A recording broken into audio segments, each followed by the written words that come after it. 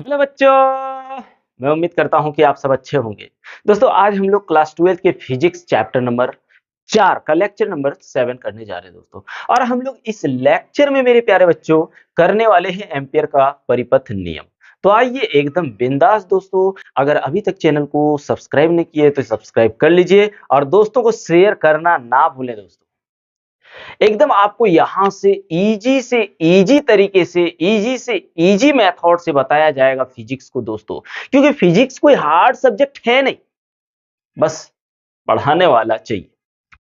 नहीं तो ऐसे बच्चा लोग क्या कहता है, फिजिक्स बहुत हार्ड है यार, कैसे जेई निकालूं, कैसे नीट निकालूं, या फिर बोर्ड एग्जाम में कैसे 97 98 99 100 कैसे करूं। दोस्तों घबराना नहीं है, उसके लिए हम लोग हैं। आप लोगों के लिए यहाँ एकदम दोस्तों हम लोग हैं, घबराना नहीं। बस दोस्तों केवल आप लोगों का सपोर्ट चाहिए। आप लोग केवल दोस्तों को शेयर कीजिए। आप लोगों का एक काम है दोस्तों, शेयर करना। और आप लोगों ने जो शेयर करेंगे दोस्तों, वो हम आप लोगों की गुरु दक्षिणा मान लेंगे। तो चलिए भैया करते हैं शुरू। तो प्यारे बच्चों हम लोग क्या करने वाले हैं मेरे भाई, हम लोग करने वाले एम्पियर, अरे सर बढ़िया से लिखिए ना, एम्पियर, एम्पियर का परिपथ परिपथ नियम या परिपथ्य नियम, परिपथ्य नियम। इंग्लिश में थोड़ा लिख लेते हैं प्यारे बच्चों, ठीक रहेगा ना भैया लोग, ऐसे लिख लीजिए। तो एम्पियर, एम्पियर्स सर्किटल, हाँ, रूल या लॉ जो बोलो जी, लॉ। तो भैया एम्पियर का सर्किटल लॉ कैसे काम करता है आइए समझते हैं। सबसे पहली बात तो देखिए, एम्पियर का सर्किटल लॉ जो होता है यानी एम्पियर का परिपथ नियम जो होता है दोस्तों, ये मैग्नेटिक फील्ड निकालने का यानी चुंबकीय क्षेत्र निकालने का एक एडवांस मेथड है। क्या लिख लेते हैं, अच्छा रहेगा। इसमें क्या करते हैं, मैग्नेटिक फील्ड जो है, मैग्नेटिक फील्ड निकालने का दोस्तों, निकालने का एडवांस एडवांस मेथड है। ठीक है, हम लोग एम्पियर के परिपथ नियम का लागू तो करते हैं, पर यहां से क्या होता है, ये हम लोगों का बेसिक मेथड नहीं है भैया।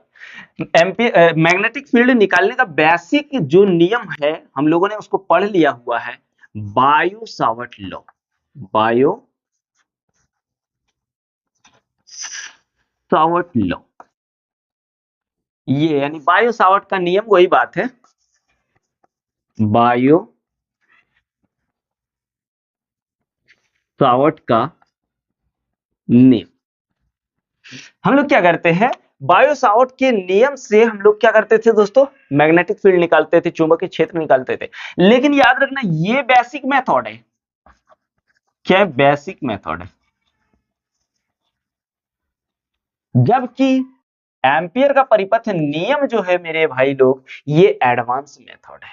अब एम्पियर का परिपथ नियम जो है ना, क्या है, एक एडवांस मेथड है, जबकि बायो सावर्ट का लॉ जो है एक बेसिक मेथड है।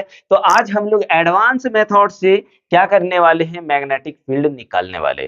तो यहाँ पे समझिए, मान लो भैया, मान लीजिए, आप लोगों को मानना ही होगा, मान लीजिए यहाँ पे हमने कुछ करंट लिखना है। चलिए ये करंट लिया। अब ये क्रॉस का मतलब हमने आप लोगों को बताया हुआ है कि क्रॉस का मतलब होता है अंदर की ओर। किधर, अंदर की ओर। ध्यान पूर्वक समझिए, एकदम बेसिक से बताएंगे भाई। और अगर डॉट रहे तो बाहर की ओर, बाहर की ओर। तो यहां से क्या समझ में आ रहा है कि करंट जो है अंदर जा रहा है। अब इस करंट के कारण, करंट ऐसे जा रहा है, और इस करंट वायर हाँ, इस तार में से करंट जो फ्लो हो रहा है, हमको यहाँ पे r डिस्टेंस पर यहाँ पे मैग्नेटिक फील्ड निकालना है। मान के चलो यहाँ पे हमको मैग्नेटिक फील्ड निकालना है, चुंबकीय क्षेत्र निकालना है बिंदु P पर। तो भैया एम्पियर का परिपथ नियम क्या कहता है कि एम्पियर का परिपथ नियम कहता है कि जिस जगह पर आप मैग्नेटिक फील्ड निकालोगे, जहां पे आप चुंबकीय क्षेत्र निकालोगे, वहां से आप क्या करिएगा, उस बिंदु से एक लूप का निर्माण कीजिए। क्यों लूप का निर्माण करेंगे? क्योंकि ये मान लीजिए वायर है आपका और यहां निकालना है, तो इस डिस्टेंस पर चारों ओर समान चुंबकीय क्षेत्र होगा। और एम्पियर का परिपथ नियम जो है ये बंद वक्र के लिए लागू होता है। किसके लिए दोस्तों? बंद वक्र के लिए। तो यहां से क्या करना है, इससे होकर के एक लूप का निर्माण कर देना। लूप का निर्माण हो गया, इसको हम लोग बोलते हैं एम्पियर का परिपथ। एम्पियर परिपथ या एम्पियर का परिपथ, एम्पियर का परिपथ या फिर इसी को बोलते हैं एम्पियर पास। एम्पियर पास, घबराना नहीं दोस्तों, आराम से चलते हैं। अब इसके कारण हमको मैग्नेटिक फील्ड निकालना है।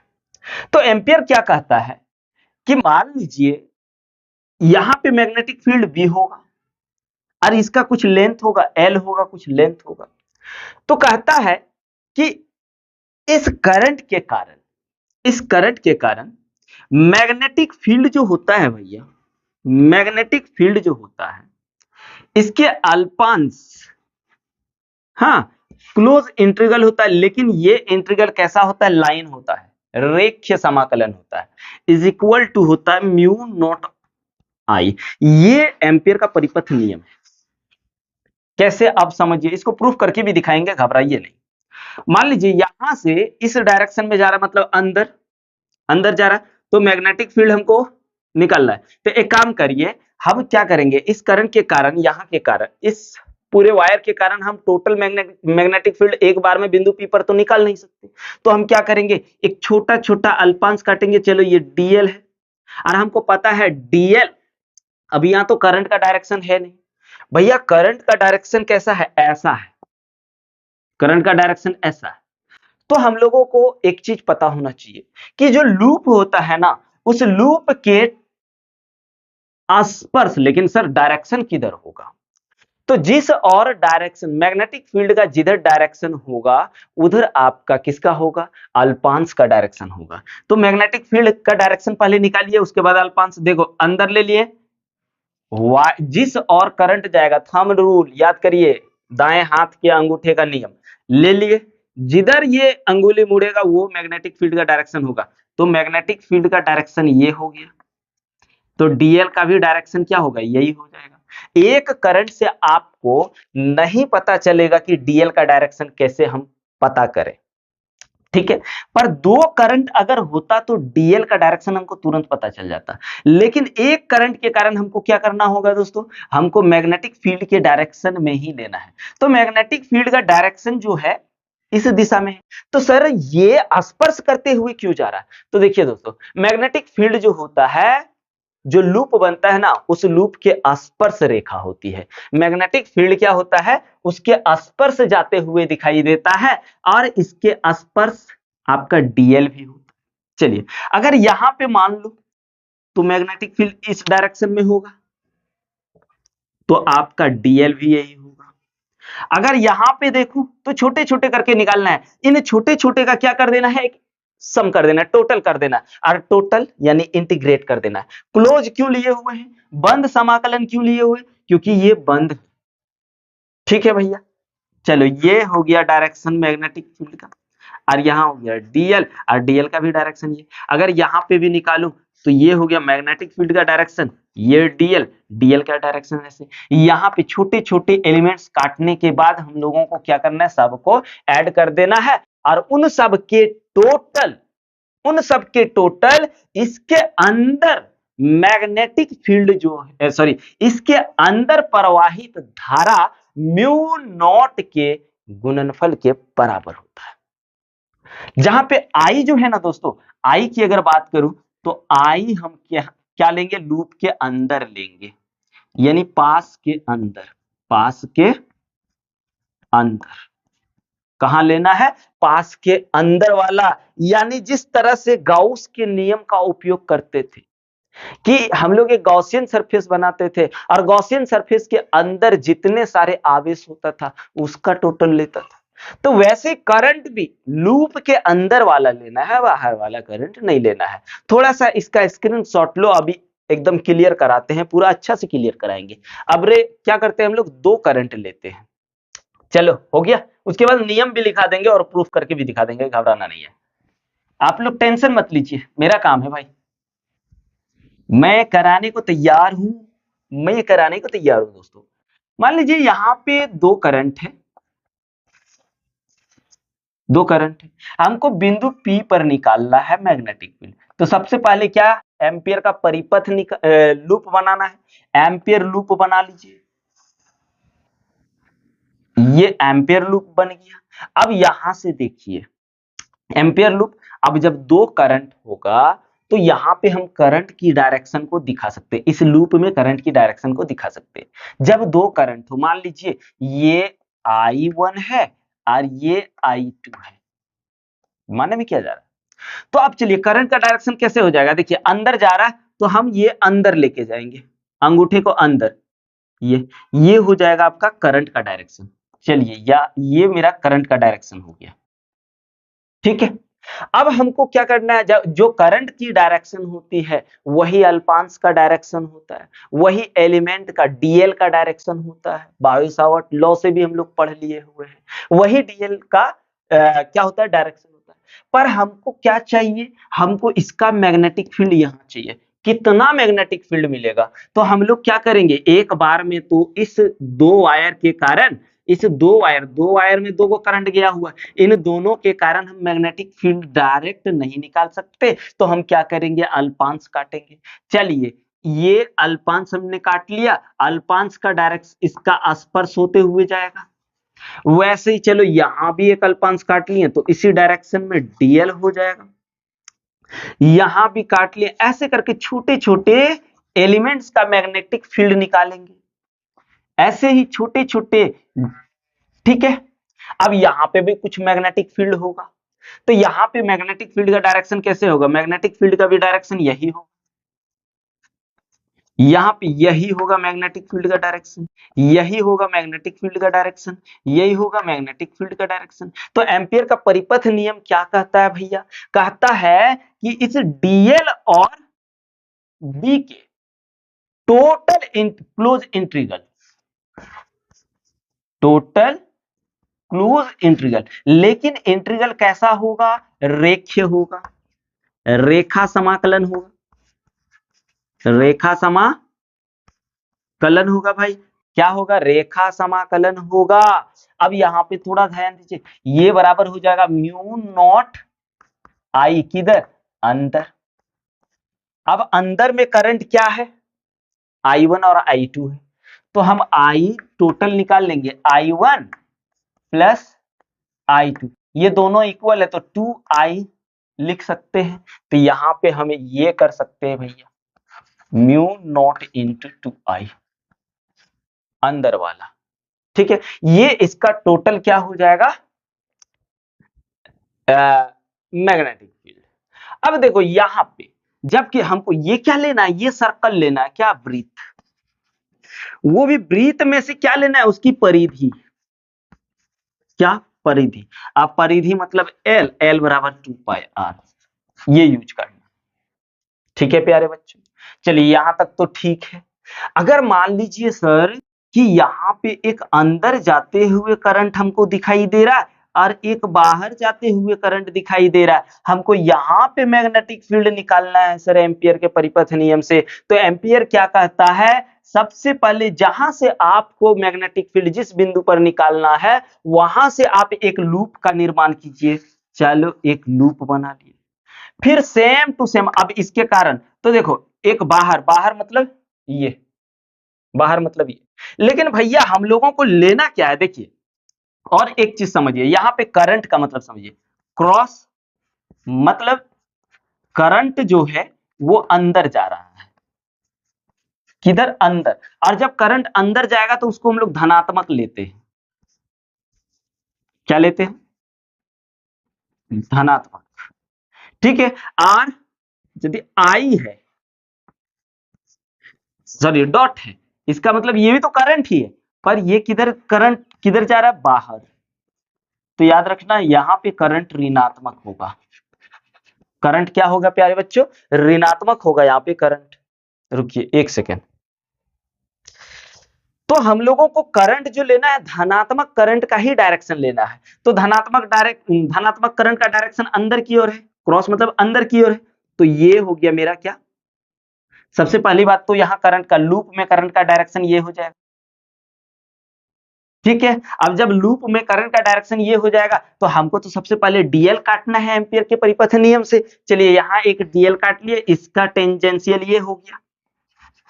ठीक है। तो यही डायरेक्शन में आप देखिए मैग्नेटिक फील्ड भी तो आएगा, तो ये भी magnetic field same to same प्यारे बच्चों। अगर यहां काटिए तो ये मैग्नेटिक फील्ड और यही डीएल हो जाएगा। अगर यहां काटूं डीएल, डीएल ये ऐसे तो बी ऐसे, ये तो इसका क्या हो जाएगा भैया, इसका अगर देखो यहाँ पे I1 करंट है और यहाँ I2 करंट है, तो इसका क्या हो जाएगा, एम्पियर के परिपथ नियम से इसमें भैया मैग्नेटिक फील्ड क्या बनेगा।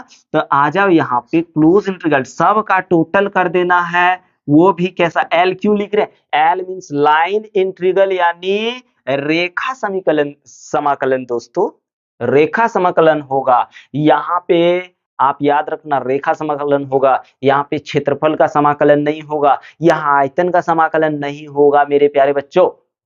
ठीक है। तो यहाँ पे खचखचवा के हम लोगों ने खींच लिया। अब क्या होगा, B DL mu not I, मतलब अंदर का लेना है। तो अब देखो आई अगर निकालना है तो आई बराबर क्या हो जाएगा, धनात्मक में से ऋणात्मक घटा देंगे तो I1 माइनस I2। अब यहाँ I1 माइनस I2 रख लीजिए, आपकी मर्जी। Mu naught is equal I1 minus I2। कोई दिक्कत है क्या प्यारे बच्चों, कोई दिक्कत है क्या? तो आइए, अब जैसे बोर्ड एग्जाम वाले बच्चों को बहुत ज्यादा सताता है एम्पियर का परिपथ नियम लिखना है, क्योंकि उसको पूछा जाता है कि एम्पियर के परिपथ नियम को लिखें और उसको सत्यापित करें। तो चलिए इसका स्क्रीनशॉट ले लीजिए, उसके बाद चलिए हम लोग एम्पियर का परिपथ नियम लिखते हैं और उसको सत्यापित करते हैं। उसके बाद भाई हम लोग एम्पियर के परिपथ नियम के कुछ बातों को समझेंगे। पहले ले लीजिए स्क्रीनशॉट, 1 2 3 ले लिए। हाँ चलो भाई मिटा दूं, चिक चिक चिक चिक चा, आलू के चालू मामू कहाँ गए थे। मेरा गलत हो रहा है ना, आप लोगों को पता है कि मास्टर भाई गलत कर रहा है ना। तो आप लोग सही बोलिए भाई कमेंट करके कि ये कैसे होता है, वही जो आलू के चालू मामा ना नानी क्या होता है। तो भैया अब हम लोग क्या करते हैं, पहले डिफिनेशन लिख लेते हैं। लिखते हैं इस नियम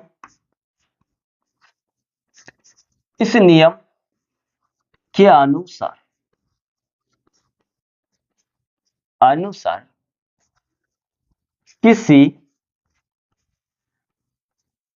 बंद परिपथ, किसी बंद वक्र लेना है, किसी बंद वक्र के परितः, परितः मतलब होता है बाहर दोस्तों, हाँ परितः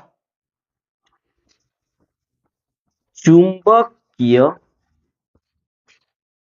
क्षेत्र का रेखा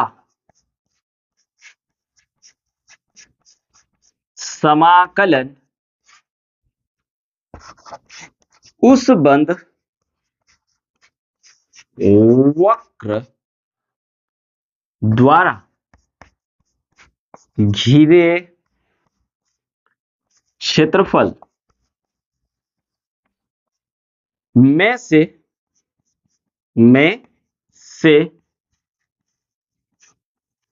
गुजरने वाली कुल विद्युत विद्युत धारा का म्यू नॉट गुना होता है। क्या कह रहा है एम्पियर? कह रहा है कि ये एक, मान लीजिए वायर है, ठीक है, एक वायर है, इसमें करंट फ्लो आई हुआ है।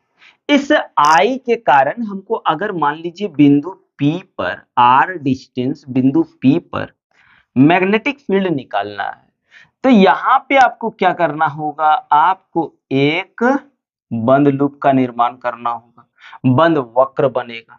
इस बंद वक्र में जहां पे आपका डीएल होगा, डीएल का डायरेक्शन तो अभी बताइए, ये हो जाएगा, करंट बाहर जा रहा है, कैसे? बाहर, ऐसे जाएगा। बाहर का मतलब क्या दोस्तों? ऐसे अंगूठे को इधर ले आओ बाहर और घुराओ, तो ये चलो डीएल, और बी भी तो यही डायरेक्शन हो जाएगा। बी का डायरेक्शन देखो, ये डीएल बी। अगर अपन यहां काटेंगे तो ये डीएल हो गया, और मैग्नेटिक फील्ड का डायरेक्शन ये, और डीएल का भी डायरेक्शन ये। वैसे ही भैया आप यहां डीएल काटिए, तो डीएल का डायरेक्शन ये हो गया, तो मैग्नेटिक फील्ड भी क्या होगा? यही डायरेक्शन में होगा। अगर आपने यहां एक अल्पांश काटा, तो मैग्नेटिक फील्ड ये डीएल भी आपका यही डायरेक्शन में जाएगा। तो कहता है इन छोटी छोटी मैग्नेटिक फील्ड और लंबाई के, हाँ, रेखा समाकलन, अर्थात रेखा समाकलन, एल यहां लिख दिए, line integral, B D L, हाँ, इज इक्वल टू होगा, देखो, घिरे क्षेत्रफल में से गुजरने वाली कुल धारा म्यू नेट गुना होता है, यानी म्यू नॉट आई। और ये आई कैसा होगा दोस्तों? अंदर की ओर होगा, अंदर, यानी इस लूप के अंदर में जितना करंट है उसको लेना है। ठीक है, कोई दिक्कत नहीं है सर, बहुत अच्छा से समझ में आ रहा है, पर मेरे को तो पसीना एकदम ताबड़तोड़ आ रहा है भैया। हाँ, ठीक है, अभी ये सारा चीज बता देंगे कि ये परपेंडिकुलर होता है कि स्पर्श होता है, ये सब कुछ बताएंगे दोस्तों, घबराना नहीं है। तो ये चीज जो है, इसी को बोलते हैं एम्पियर का परिपथ नियम, जहां पे हम लोगों को पता है कि म्यू नॉट जो है वो चुंबकशीलता है, चुंबकीय शीलता है, या चुंबक की पारगम्यता भी बोल सकते हैं, चुंबकीय पारगम्यता भी बोल सकते हैं। ठीक है मेरे भाई लोग, अभी देखो थोड़ा सा लाइन, अच्छा है, थोड़ा सा अगर भाग कर रहा है तो कोई दिक्कत नहीं, उतना में तो नहीं होना चाहिए, है ना। ये चलिए चलिए डेफिनेशन लिख लीजिए, अब इसको प्रमाणित करेंगे। ले लिए भैया, प्रमाण करूं? हाँ, इसको मिटा देते हैं, फिगर तो यही रहेगा, फिगर तो यही बनेगा जी। चलो प्रमाण करते हैं। भाई हमने यहाँ क्या किया, अनंत लंबाई का तार लिया हुआ है, इनफिनाइट लेंथ का क्या लिया हुआ है, तार लिया हुआ है, ठीक है, इनफिनाइट। तो यहां पे अब देखिए, इनफिनाइट तार के लिए मैग्नेटिक फील्ड का क्या फॉर्मूला पढ़े थे हम लोग? Mu naught upon 4 pi into 2 I upon R, जो डिस्टेंस होगा वो डीएल, यहां एक डीएल है, तो डीएल से डिस्टेंस, ठीक है, मैग्नेटिक फील्ड, ये डीएल और आर के बीच, चलो ये सेंटर मान के चलो।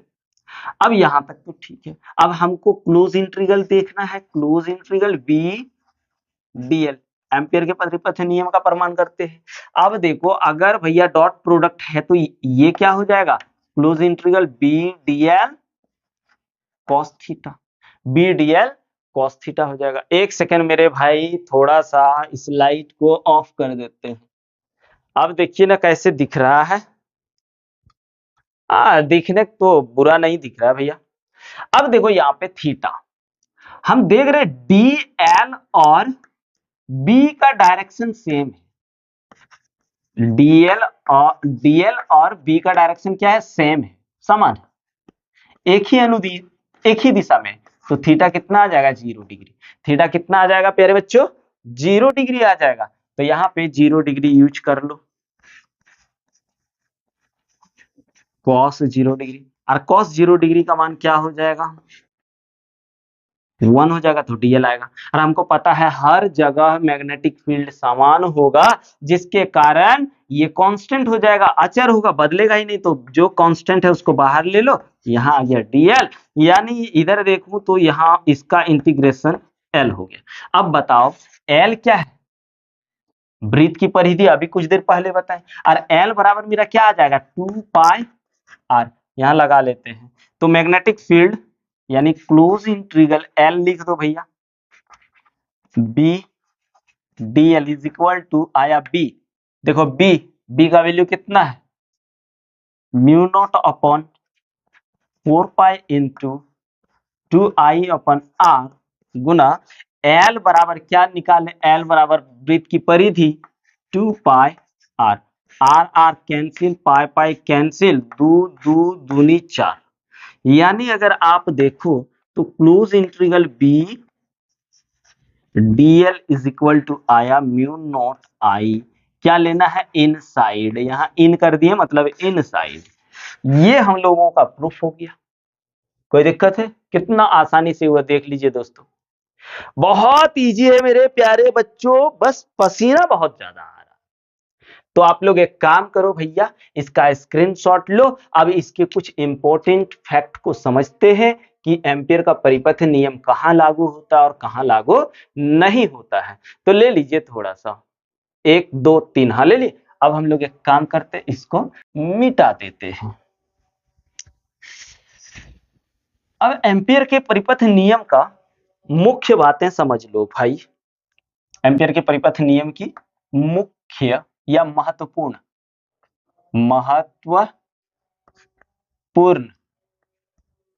बातें बहुत इंपॉर्टेंट है, इसको समझना। सबसे पहली बात दोस्तों, सबसे पहली बात कि चुंबकीय क्षेत्र जो है, चुंबकीय क्षेत्र यानी बी, हाँ, वक्र के स्पर्श, स्पर्श मतलब टेंजेंशियल, टेंजेंशियल होता है। क्या होता है, टेंजेंशियल होता है। अब समझिए यहां पे कि मान लीजिए ये एक वायर है, इसमें से करंट फ्लो मेरा आई है। हाँ, यहां पे मैग्नेटिक फील्ड निकालना है। तो सबसे पहले हमको क्या करना होगा, एक लूप बनाना होगा। इस लूप को हम लोग क्या बोलेंगे, एम्पियर लूप। एम्पियर लूप को पास बोलते हैं प्यारे बच्चों, ठीक है। एम्पियर लूप, एम्पियर लूप, ठीक है। अब क्या कहता है कि ये मैग्नेटिक फील्ड जो है, करंट थंब रूल यूज करना है, ठीक है। अब बाहर जा रहा तो ऐसे कैसे, स्पर्श करते हुए निकलेगा। तो यहां पे अब देखिए ये मैग्नेटिक फील्ड हो गया, जो मैग्नेटिक फील्ड का डायरेक्शन है ना यहाँ पे बाहर, तो यही इसका डीएल अगर काटे तो ये डीएल हो गया, डीएल। और ये मैग्नेटिक फील्ड यही डायरेक्शन में, अगर देखिए यहाँ पे भी अगर यहाँ लूप काटे डीएल, तो डीएल का डायरेक्शन ये हो गया और ये मैग्नेटिक फील्ड। फिर एक लूप आप यहाँ बना लो, लूप का डायरेक्शन ये, तो मैग्नेटिक फील्ड दाएं हाथ के अंगूठे के नियम से देख लीजिए, ये मैग्नेटिक फील्ड का डायरेक्शन। अगर हमने यहाँ पे लूप बनाया, लूप का डायरेक्शन ये, तो यही मैग्नेटिक फील्ड का डायरेक्शन हो जाएगा। तो यहाँ पे इस सिचुएशन में थीटा कितना आएगा, थीटा आ जाएगा 0। कितना आ जाएगा भाई, 0 आ जाएगा। तो आप देखिए क्लोज इंटीग्रल बी डीएल, हाँ, इज इक्वल टू क्या आ जाएगा, close integral B DL cos theta, और cos थीटा का मान 0 ले लूं तो cos का वैल्यू 1 आ जाएगा, यहाँ पे b, और dl का इंटीग्रेशन करेंगे तो l ये मिलेगा, फिर वैल्यू रख दीजिए, आपको म्यू नॉट आई ही मिलेगा। दूसरा पॉइंट मेरे प्यारे बच्चों याद रखना, मैग्नेटिक फील्ड कब 0 होगा, जब लिख लीजिए, लिखेंगे मैग्नेटिक फील्ड चुंबकीय चुंबकीय क्षेत्र, हाँ यानी बी, वक्र के, किसके, वक्र के लंबवत लंबवत हो, तो क्या हो जाएगा देख लीजिए, लंबवत। ये हमने एक वायर लिया, यहाँ पे मैग्नेटिक फील्ड निकालना है तो सबसे पहले लूप बनाना होगा, बना लिए, ठीक है, पी पर निकालना, तो अब तो डायरेक्शन तो वही हो जाएगा, देखिए थंब रूल यूज करिए, बाहर निकल रहा है इधर, मतलब करंट क्या बाहर जा रहा है, ऐसे रूल, थंब को करंट के दिशा में रखिए और घुराइए, मैग्नेटिक फील्ड किधर जाएगा, ई डायरेक्शन में। लेकिन भैया यहाँ पे तो मैग्नेटिक फील्ड क्या कह रहा है कि ये वक्र के परपेंडिकुलर होगा, वक्र के परपेंडिकुलर, यानी ये वक्र है, यहाँ पे देखिए, तो ऐसे नहीं बल्कि ये ऐसे दिखेगा आपको, यहाँ अगर डीएल मान लो ले लिए, तो ये तो डीएल का डायरेक्शन हो गया, और ये आपका मैग्नेटिक फील्ड, तो यहाँ दोनों के बीच कितना आएगा, 90 डिग्री। अगर आप यहाँ पे 90 डिग्री यूज करोगे तो सब मिल cos 90 डिग्री का मान कितना हो जाएगा, 0, यानी गुना करेंगे तो क्या मिल जाएगा आपको, close integral B DL is equal to 0। अब यहां भी देख लो, डीएल और मैग्नेटिक फील्ड ये हो जाएगा 90 degree, DL magnetic field 90 degree, ठीक है, 90 डिग्री, सेम टू सेम वही आने वाला है। तो प्यारे बच्चों अभी और सारा पॉइंट करेंगे, लेकिन एक काम करते हैं, इसको मिटा देते हैं, ठीक है, चलिए ले लीजिए ना स्क्रीनशॉट, 1 2 हुआ है, तीसरा करते हैं, 1 2 3 ले लिए, चलो भाई। अब हम लोग देखने वाले हैं पॉइंट नंबर 3, घबराना नहीं है मेरे भाई लोग, आराम से पढ़ते चलिए। पॉइंट नंबर 3 में हम लोगों को देखना है कि एम्पियर का परिपथ नियम जो होता है बाबू, ये गाउस के नियम के समान होता है, यानी यह नियम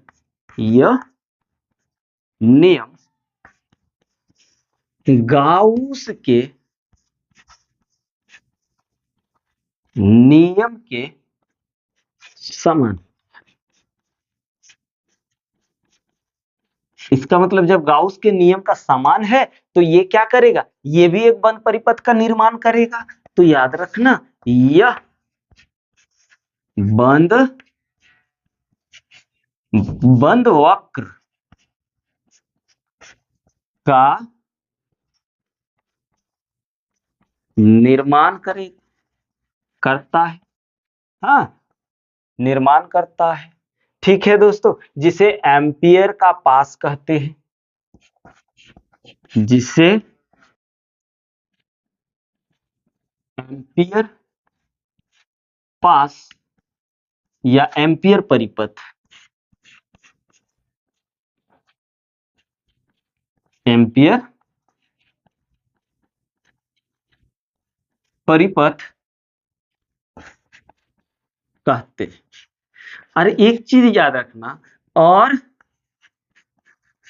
यह बंद वक्र जो है, बंद वक्र किसी भी आकृति का हो सकता है, किसी भी आकृति का हो सकता है, हाँ ठीक है, किसी भी आकृति का हो सकता है, लेकिन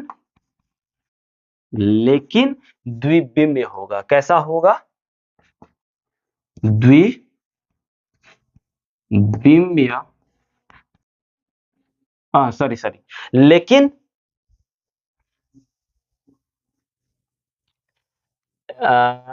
किसी भी आकृति का हो सकता है, इतना आगे नहीं लिखने का है, द्विबिम्ब त्रिबिम्ब ऐसा कुछ नहीं है। चलिए 5वां पॉइंट याद रखना दोस्तों, ये जो है ना, याद रखना, ये बायो सावर्ट के नियम से अलग नहीं है, लिखेंगे बायो सावर्ट के नियम से भिन्न नहीं है, बल्कि थोड़ा एडवांस विधि है। थोड़ा क्या है दोस्तों? एडवांस विधि है। ठीक है, बायो सावर्ट से जैसे मैग्नेटिक फील्ड निकालते थे, यहां से भी मैग्नेटिक फील्ड को ही निकालते हैं, लेकिन हम लोग यहां से बंद वक्र का निकाल लेते हैं दोस्तों। क्लियर है? एकदम क्लियर होना चाहिए, क्यों नहीं होगा। पॉइंट नंबर 6, यह नियम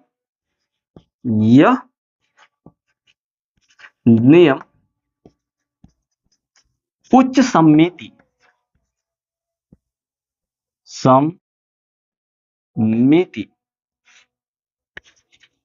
के लिए लाभदायक है। लाभदायक। क्लियर है? ये जो था हम लोगों का गाउस के नियम का, गाउस बोलते हैं, एम्पियर का परिपथ नियम था दोस्तों। अब जो हम लोग करने वाले हैं, इसके जितने सारे एप्लीकेशन हैं उसको हम लोग सॉल्व करने वाले हैं। यानी गाउस के नियम एम्पियर के परिपथ नियम से हम लोग क्या क्या करने वाले हैं? टोरॉइड का निकालने वाले हैं हम लोग। ठोस बेलनाकार ठोस बेलनाकार हाँ ठोस बेलनाकार के किसी बिंदु पर मैग्नेटिक फील्ड निकालना है। फिर जाके खोखला बेलनाकार लेना है, वहां भी निकालना है। उसके बाद परिनालिका का भी निकालना है। आप लोग घबराइए नहीं, आप लोग सोच रहे होंगे सर और वो सब क्या हुआ? तो भैया यहाँ पे सिर्फ आपको नियम बताया गया है, इससे जितने सारे रिलेटेड क्वेश्चन हैं हम लोग सारे करेंगे। आप लोग घबराइए नहीं, पहले इसका स्क्रीनशॉट तो लीजिए, उसके बाद देखिए दोस्तों। चलिए ले लीजिए।